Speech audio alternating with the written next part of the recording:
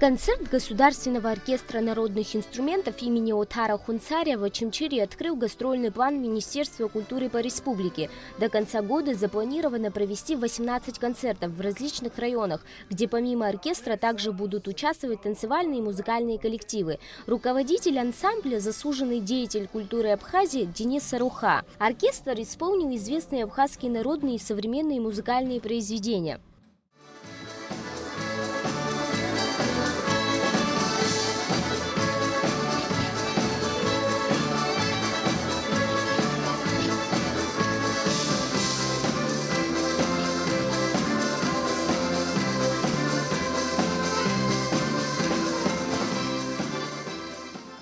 Зал был заполнен зрителями. Выступление оркестра народных инструментов имени Отара Хунцаря всегда праздник.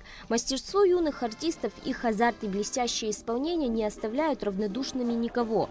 Это, я не знаю, яркое событие для жизни и для людей нашего города. И как вы видели, зал был полный. От мала до велика все были в восторге. Я думаю, по аплодисментам это было заметно.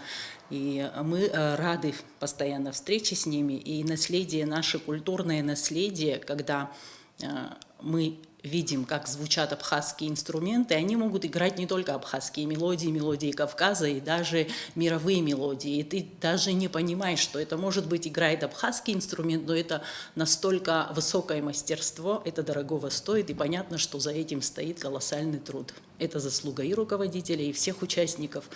Мы выражаем им огромную благодарность и желаем творческих успехов. Хочу выразить огромную благодарность Комитету молодежи и спорта. Они пригласили сегодня меня на этот концерт. Хочу выразить огромную благодарность организаторам такого замечательного концерта.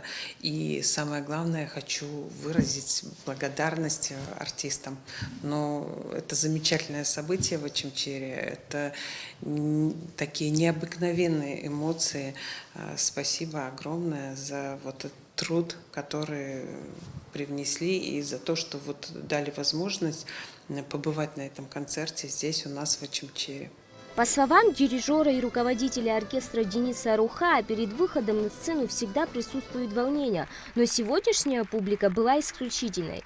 В этом году будет 10 лет уже, и мы как бы в этом направлении работаем, можно сказать, с первого дня, и поэтому, я думаю, неплохо у нас получается все это сделать. Самое главное, чтобы не терялась сама суть песни, чтобы не терялся смысл всей этой песни. А все остальное это уже профессионально, это уже музыканты, это уже аранжировщики. Таким образом, гастрольная программа Министерства культуры открыта. До ноября ключевые творческие коллективы страны: Государственная хоровая капелла, Государственный камерный оркестр Абхазии, Государственный оркестр народных инструментов имени Хунцаря и женский вокальный инструментальный ансамбль «Гунда» представят слушателям по 2 концертные программы. Все расходы по организации и проведению выездов Минкульт берет на себя. Милана Агарбай, Ирена Богателя, Заур Лиев, Абхазское телевидение.